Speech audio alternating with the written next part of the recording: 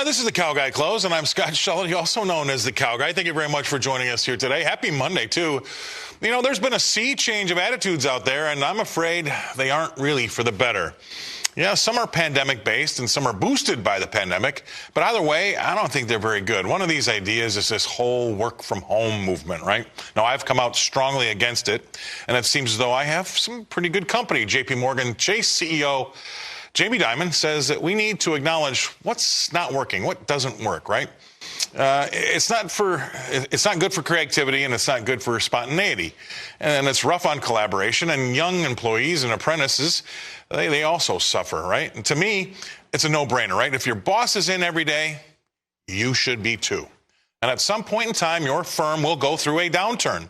And it's a whole lot easier to fire somebody you never see versus someone who arrives before you and leaves after you. I call that common sense. Now, I find it surprising that there's even a debate with these young people, but heck, they also would like to throw you in jail for misgendering them too, by the way. So that's what you're dealing with now. My next guest has a few choice words about this recent phenomenon from working from home. Please welcome into the show. That's America's accountant, Dan Geltrude. Dan, I know you don't have the total same thoughts I do, but I think I could sum it up with what I just said there in that monologue. It's a lot easier to fire somebody you've never seen before than it is to fire somebody that gets there before you and leaves after. What do you say? I agree with that, Scott. Look, I don't disagree with the points that you're making. However, I think there's some things that we need to consider here. First of all, I think that the future is going to be some type of hybrid model. I know what Jamie Dimon is saying. I know what a lot of people are saying. I understand your points. But I just think post-pandemic, the world has changed probably forever.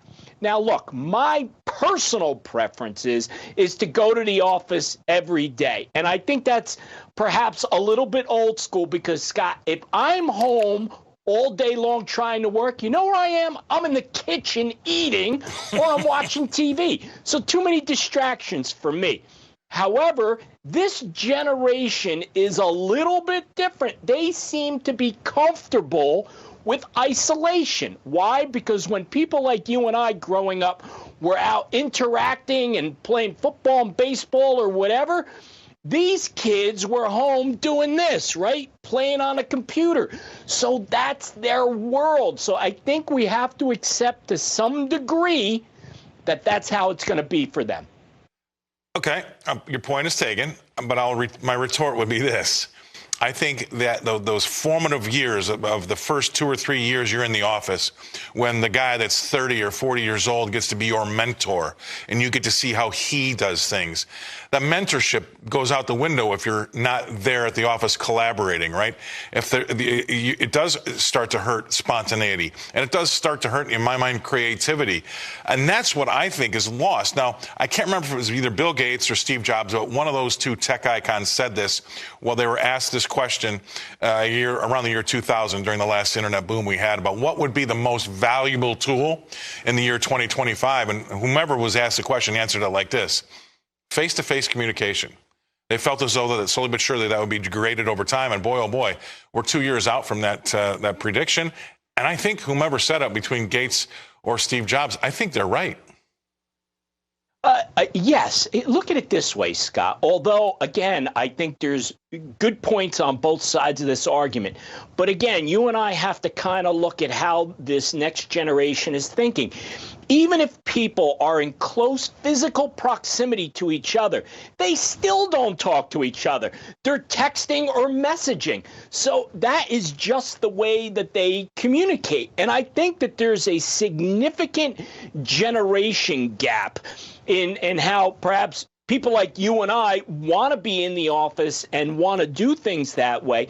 And this younger generation doesn't think it's necessary. However, one thing I will say, training these young people extremely difficult to do that remotely. So the one thing I would say is that people who are younger in their career, what you said about getting in early, leaving later, getting the training, having a mentor with you physically, those things are invaluable. However, I think as people get more experience, the remote work model can work.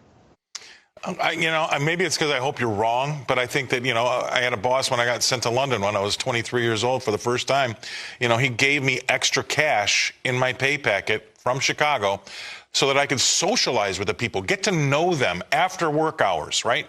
Those types of things, although you can't really put your hands around it, are very, very important, right? We have about 20 seconds. What would you say to something like that? The socializing thing is also important. I agree with you, but Scott, remember when we were young, how perhaps our parents were limiting our time watching television, go read a book instead. How many young people are even reading books anymore? So all I'm saying to you, Scott, is the world has changed, my friend. All right, okay. All I'm saying to you is you need to socialize some more. That's what I'm